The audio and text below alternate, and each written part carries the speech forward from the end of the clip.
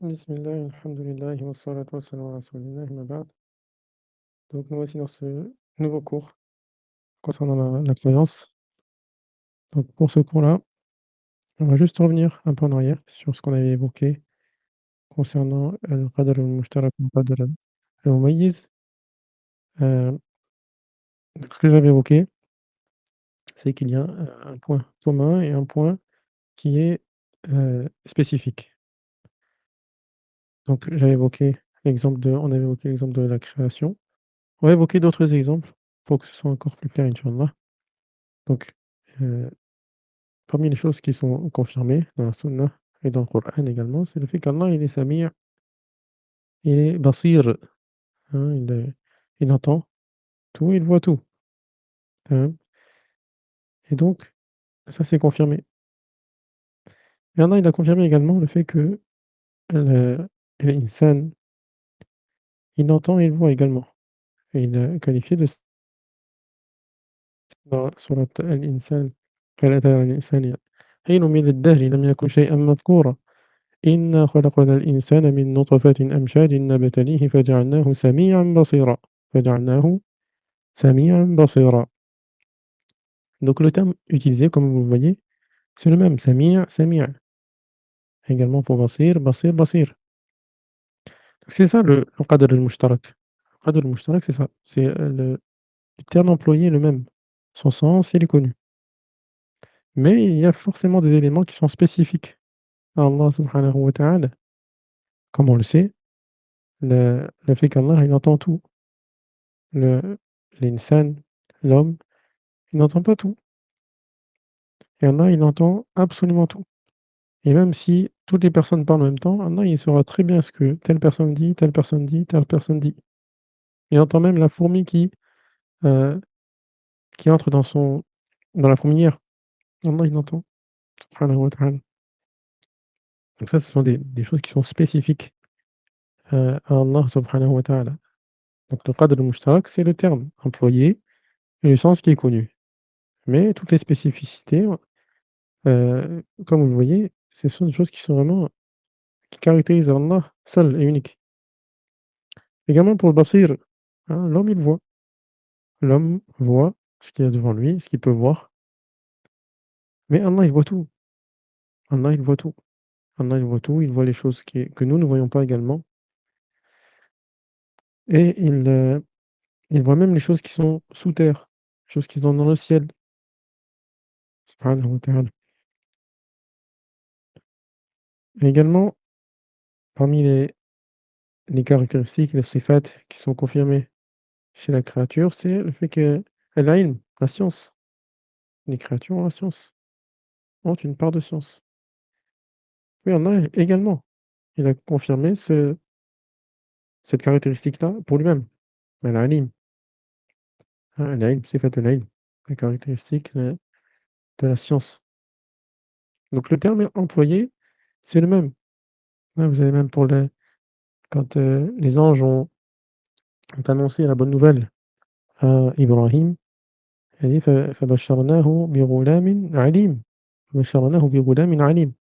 غلام عليم, qui sera un prophète, alayhi salam. Donc il a confirmé ce terme-là également, alim. Mais la caractéristique d'Allah, elle est elle lui est spécifique. Elle lui est spécifique. Allah, il sait tout. Et sa science n'a pas été précédée d'ignorance et elle ne sera pas atteinte par l'oubli. Subhanahu wa ta'ala. Il sait absolument tout. Subhanahu wa ta'ala. Donc voilà, le qadr al-mushtarak, c'est le terme. C'est vraiment le terme employé, le sens qui est connu. Alors, qadr al-mumayyiz, c'est les choses qui sont vraiment spécifiques à Allah, subhanahu wa ta'ala. Donc on s'est arrêté, si je me souviens bien, à السؤال السابع, la septième question.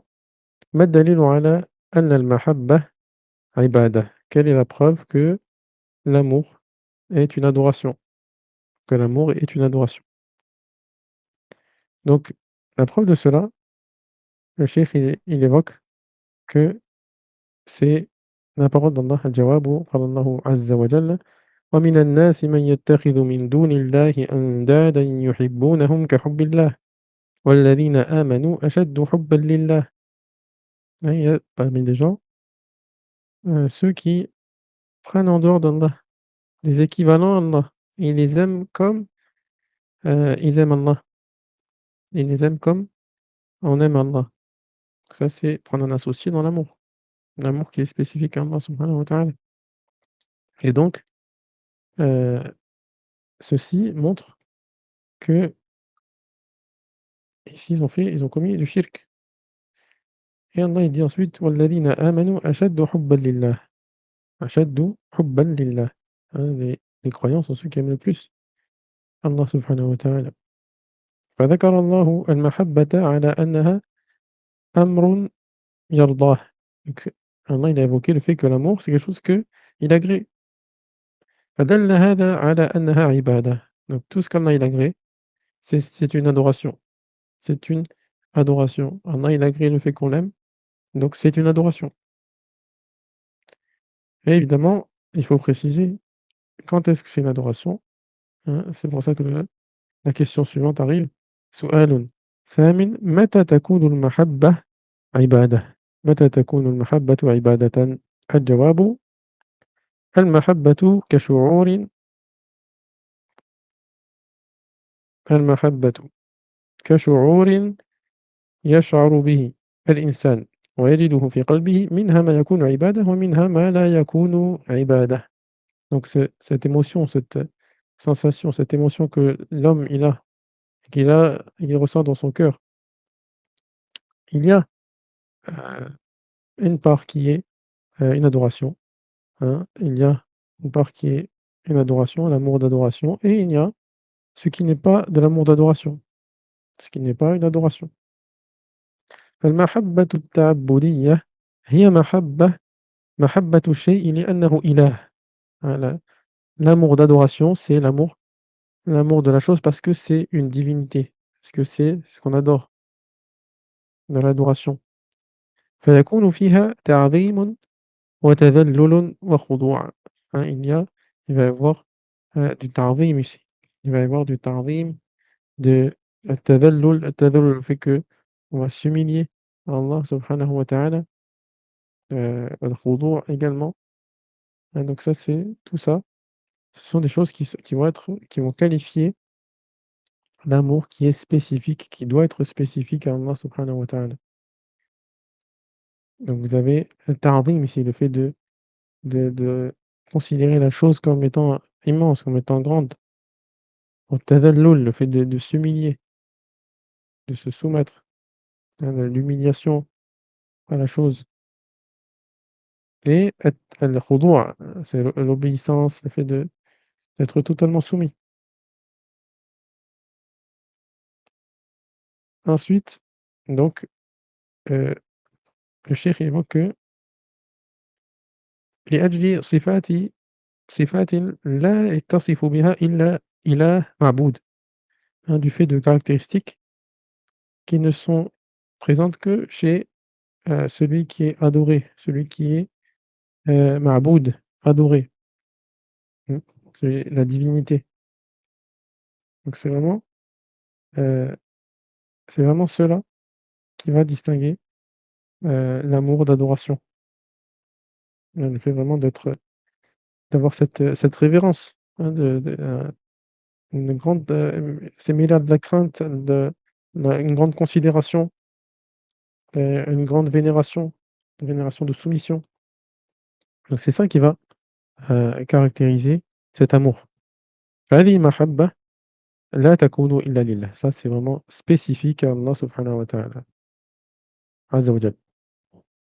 وأما المحبة العادية, c'est habituel, l'amour habituel qui n'est pas l'amour d'adoration. فلا يكون فيها هذا الأمر. Cela ne contient pas cela. وهي كمثل محبة الزوجة, comme l'amour de l'épouse, والولد et l'enfant, ونحو ذلك, et cetera. Voilà vraiment, le fait d'aimer, avec cette grande vénération, heu, ce sentiment d'adoration, de grande considération, ça c'est l'amour, d'adoration. Il ne doit absolument pas être présent, et être voué à autre qu'Allah. Ensuite, on avait évoqué parmi les actes, parmi les piliers des actes du cœur, la peur, الخوف. سؤال تاسع: ما الدليل على أن الخوف عبادة؟ Quelle est la preuve que la peur est une adoration? الجواب: قال الله عز وجل: فلا تخافوهم وخافوني إن كنتم مؤمنين. N'ayez pas peur d'eux, mais ayez peur de moi si vous êtes croyants. فأمر بالخوف منه. Donc il a ordonné, خافوني وخافوني. Donc il a ordonné le fait qu'on ait peur de lui, عز وجل. فدل على أنه أمر يحبه الله ويرضاه. Hein, ça prouve que c'est quelque chose que Allah il aime et qu'il agrée. Donc là, déjà, le fait qu'Allah il va agréer une chose, on sait que c'est une ibadah. Le fait qu'Allah il va ordonner une chose, on sait que c'est une ibadah. Ça, c'est important. وبهذا يدخل في تعريف العبادة. Avec cela, on va rentrer dans la définition de l'adoration, comme on avait évoqué dans la définition de l'adoration. يحب الله ويرضاه. سؤال عاشر: متى يكون الخوف عبادة؟ Est-ce que toute peur est une adoration? Question: est-ce que toute peur est une adoration? الخوف كشعور comme si on la considère comme une émotion يشعر به الإنسان que l'homme ressent ويجده في قلبه qu'il ressent dans son cœur منه ما يكون عبادة ومنه ما لا يكون عبادة. Hein, il y a une partie qui est d'adoration et une partie qui n'est pas de l'adoration. فالخوف التعبدي هو الخوف من الشيء لأنه إله. De même, hein, la peur d'adoration, c'est la peur de la chose parce que c'est une divinité. فيكون فيه رهبة وتعظيم. Hein, on a encore cet élément qui revient, le ta'zim, hein, c'est cette, considération, de la chose comme étant, heu, immense, hein, une grande considération.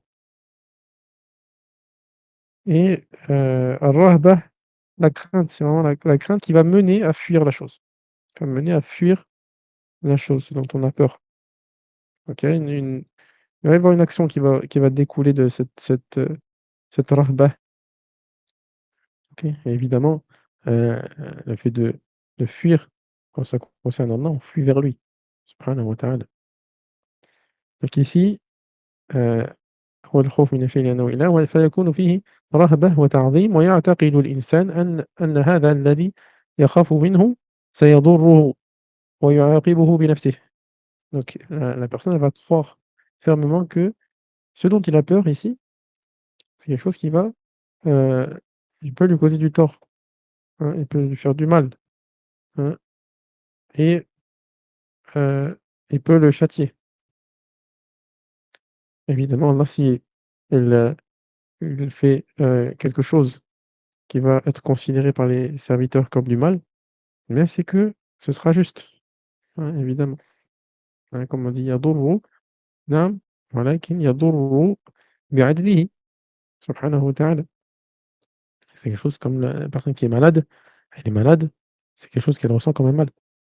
Mais il y a énormément de profit à la personne quand elle est malade, comme vous le savez. Le fait de châtier également, la personne elle ressent un mal de cela, mais il faut forcément qu'il y ait une justice.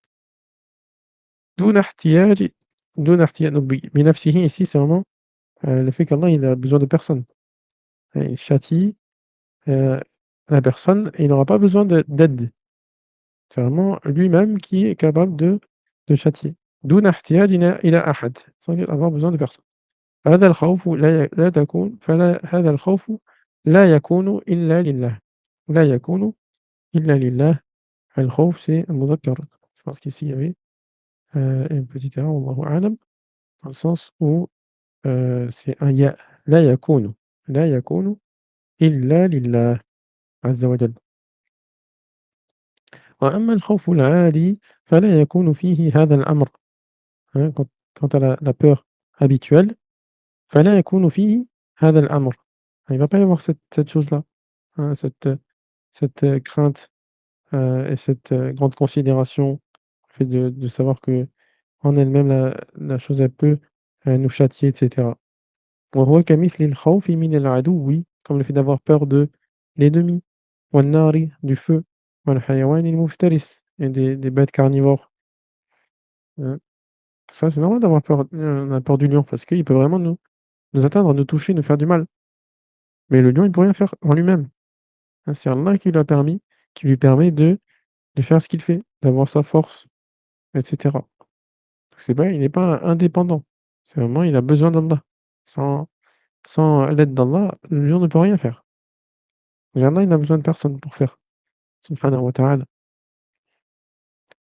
Et on va terminer avec Ar-Raja, Inch'Allah. Donc, سؤال الحادي عشر ما الدليل على أن الرجاء عبادة؟ Quelle est la preuve que l'espoir, Ar-Raja, est une adoration? Quelle est la preuve de cela?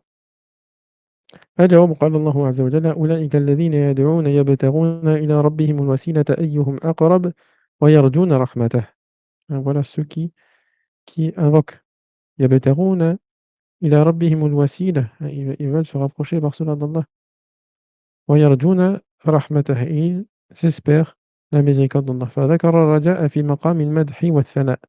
Là, Allah, il fait l'éloge de ces personnes-là. Il leur fait l'éloge. Donc ce qu'ils font, c'est bien. Donc, مقام المدح والثناء, c'est l'éloge. Donc, si Allah, il fait l'éloge de ces personnes parce qu'ils font cela, فدل على أنه أمر يحبه الله ويرضاه. Ça veut dire que ça prouve que c'est quelque chose que Allah aime et agrée. وبهذا يدخل في تعريف العبادة. Et de là, ça va entrer dans la définition de l'adoration. متى يكون الرجاء عبادة؟ الجواب الرجاء كشعور يشعر به الإنسان, considérant cela comme une émotion, l'espoir, que la personne va ressentir et va ressentir dans son cœur. ويجده في قلبه منه ما يكون عبادة ومنه ما لا يكون عبادة. Il y a une part qui va être de l'adoration, une part qui ne va pas être de l'adoration. فالرجاء التعبدي هو الرجاء الرضا. Hein, ici, l'espoir d'adoration, c'est l'espoir qui va être avec de l'agrément. والرحمة, et avec de la miséricorde. والمغفرة, et du pardon. والثواب, et la récompense. فهذا لا يكون إلا لله. Cela, c'est que Allah subhanahu wa ta'ala. Hein, c'est que lui dont on espère l'agrément, dont on espère la miséricorde, dont on espère le pardon, dont on espère la récompense. On espère que d'Allah ces choses-là. لأن هذه الأشياء التي نرجوها لا تكون إلا من عند الله. Car ces choses-là qu'on espère, elles ne viennent que d'Allah, elles ne peuvent provenir que d'Allah. La miséricorde, le pardon, la récompense, l'agrément, tout ça, ça peut venir que d'Allah. وأما الرجاء العادي, hein, quant à l'espoir habituel, qui n'est pas une adoration, فلا يكون فيه هذا الأمر. Il ne contient pas cela. وهو كمثل أن ترجو من صاحبك, comme le fait que tu espères de ton ami, أن يساعدك أو يقضي لك مصلحة. أو يقضي لك مصلحة. Donc tu espères de ton ami il va t'aider. يساعد, مساعدة, l'aide. أو يقضي لك مصلحة, ou bien qu'il fasse quelque chose pour toi dont tu as besoin. أو يقرضك مالًا, ou bien qu'il te prête de l'argent. كل هذا في أمور يقدر عليها المخلوق. Tout cela dans des choses que la créature peut faire. Enfin, le fait d'espérer ces choses-là, ce n'est pas interdit. La personne, elle est capable de faire ces choses-là, donc on espère d'elle. Mais le fait de pardonner les péchés, est-ce qu'on va espérer de quelqu'un, d'un être humain, qui va nous pardonner nos péchés? Il n'en est pas capable. هذا شرك. Comme ceux qui vont voir les personnes qui sont mortes et ils vont leur demander des choses que seul Allah peut faire. هذا شرك. Ça fait partie du polythéisme. تمام. بارك الله فيكم والله أعلم والصلاة والسلام على نبينا محمد سبحانك اللهم وبحمدك أشهد أن لا إله إلا أنت أستغفرك وأتوب إليك. السلام عليكم ورحمة الله وبركاته.